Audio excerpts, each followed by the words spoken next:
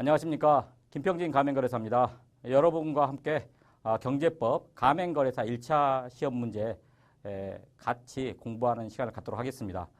사실은 경제법이 그리 쉬운 법이 아닙니다. 그러나 또 가맹거래사 경제법에서, 그러니까 수험에서 말하는 경제법은 사실 여러분이 그 점수 과목으로 삼아야 되는 과목입니다. 경제법 들어가기 전에 다 아시겠지만 가맹거래사 1차 시험에서는 세 과목을 봅니다. 민법하고 경영학, 경제법인데 사실 민법이나 경영학은 굉장히 범위가 방대합니다.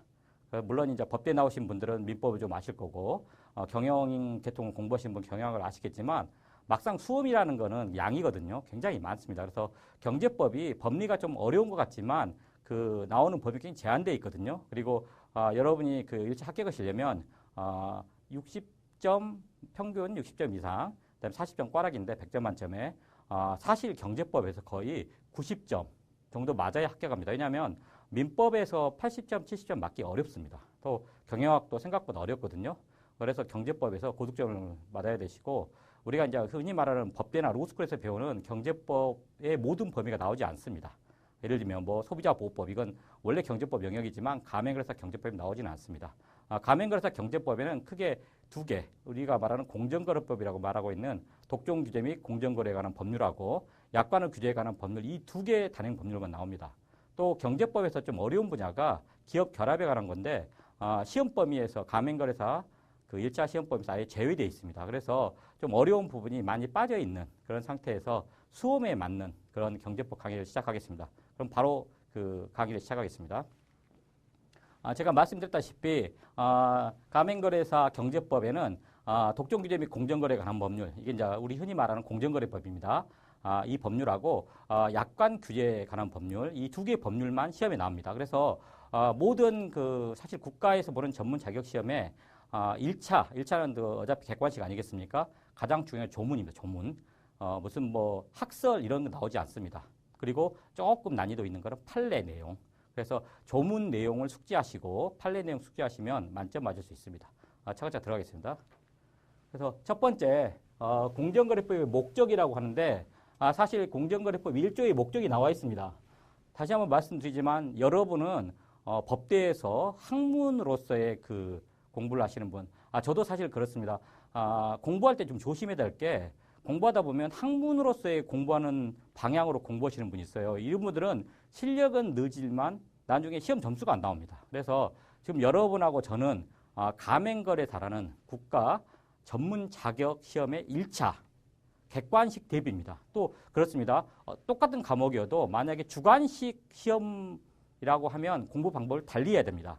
객관식은 객관식대로 공부해야 되거든요. 그래서 제가 뭐 수준이 높고 낮고 그런 문제가 아니라 가맹거래사 1차 객관식 경제법에서 여러분이 만점 내지 고득점을 맞게 하는 그런 걸 안내하는 역할을 하는 겁니다. 그래서 제가 뭐 강의 안 한 내용이 경제법이 중요하지 않다. 그런 게 아니라 가맹거래사 경제법에서 나오는 내용만 할 수밖에 없습니다.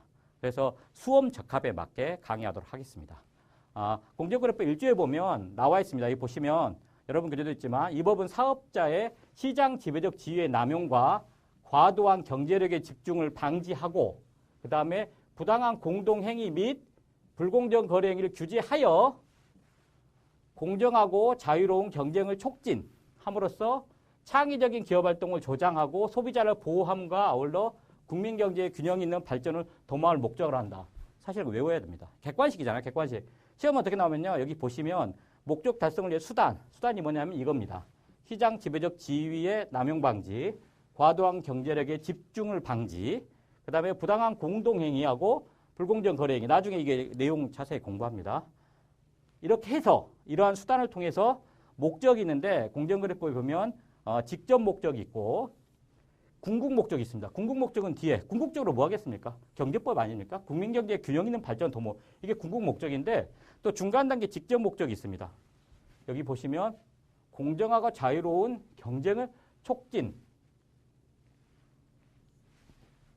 그 다음에 궁극 목적은 창의적인 기업활동 조장, 소비자 보호, 국민경제 균형 있는 발전 도모. 좋은 말은 다 있는 것 같죠? 일단 이렇게 공부하시고 막판에는 외워야 됩니다. 왜냐하면 섞어서 냅니다. 여기에 나와 있지 않은 다른 뭐 굉장히 그럴듯한 뭐 기업 경영의 원활화 뭐 이런 여러 가지 여기 나오면 그게 객관식 시험이 다 그렇지만 그 말이 그럴듯한 게 중요한 게 아니라 공정거래법 1조에 나와 있지 않는 내용이 나오면 이게 틀린 게 이게 틀린 걸 만약에 요구하는 문제면 이렇게 나옵니다. 그래서 사실은 객관식이 그런데 여러분한테 제가 강의를 하면서 두 문자 암기 법대고생들이 그렇게 많이 공부하는 두 문자 암기 공식을 제가 많이 몇 개 알려드릴 겁니다. 그래서 그 수험에 활용하시라는 거지 어쩌다 보면 내용은 공부하시고 두 문자만 암기하시다 보면 오히려 두 문자는 생각나는데 내용이 생각 안 나는 게 있는데 그래서 궁극 목적은 보면 공정거래법의 그 목적은 무엇이냐? 공창소국. 그래서 공정하고 자유로운 경쟁 촉진, 창의적인 기업활동 조장, 그 다음에 소비자를 보호, 그 다음에 국민경제의 균형 있는 발전을 도모. 이 네 개 있지 않습니까? 그래서 실제로 가맹그래서 기출문제 보면 다음 중 공정거래법 1조에서 규정하고 있는 목적이 아닌 것 해서 뭐 1, 2, 3, 5개 지문 중에 이게 나오고 나머지 뭐 제가 말한 뭐 경제활동의 원활화 뭐 다른 내용이 나올 수 있는데 이게 들어가지 않는 게 그게 답입니다. 그래서 목적은 물론 직접 목적, 궁극 목적이 나눠지지만 어쨌든 목적은 공창소국, 공정하고 자유로운 경쟁 촉진, 그 다음에 창의적인 기업활동 조장, 소비자를 보호, 국민적인 균형 있는 발전을 도모한다. 이렇게 해가지고 일단 한번 숙지하시고 막판에는 외우셔야 됩니다. 왜? 객관식이니까. 그리고 그 수단으로서는 나중에 공부합니다. 시장 지배력 지위 남용 방지, 과도한 경제력 집중 방지, 부당 공동행위 규제, 불공정 거래행위 규제라는 수단을 통해서 이러한 목적을 달성하는 게 우리가 말하는 그 공정거래법, 정식 명칭은 독점규제 및 공정거래에 관한 법률에서 정하고 있는 목적인데 객관식에서는 2년에 한 번씩 꼭 나옵니다. 그래서 어렵지는 않지만 막판에 이렇게 일단은 처음부터 외울 필요는 없습니다. 숙지하시고 나중에 또 계속 강의를 들으시면 이게 어렵지는 않습니다. 그 부분. 그리고 나중에 막판에는 원래 그렇죠. 모든 수험은 특히 객관식 시험에서는 막판 정리, 그다음에 핵심 내용 암기가 가장 중요합니다. 그다음 공정거래법의 또 기본 개념이라고 나옵니다. 공정거래 모든 법이 그렇죠. 보통 1조가 목적이고 2조가 기본 개념입니다. 용어정의라고도 하는데 여기서 보면 사업자가 뭐다. 여기서 사업자는 우리가 사업을 하시는 분, 뭐 그런 말을 많이 쓰지만 여기서 말하는 그 공정거래법상의 사업자가 뭐다라고 2조에 정의하고 있습니다. 계열회사는 뭐다. 그 다음에 사업자 단체는 뭐다. 그 다음에 임원이라는 건 뭐다. 그 다음에 일정한 거래 분야라는 게 뭐다. 경쟁을 실제로 제하는 행위라는 게 뭐다. 그 다음에 여신이라는 게 뭐다.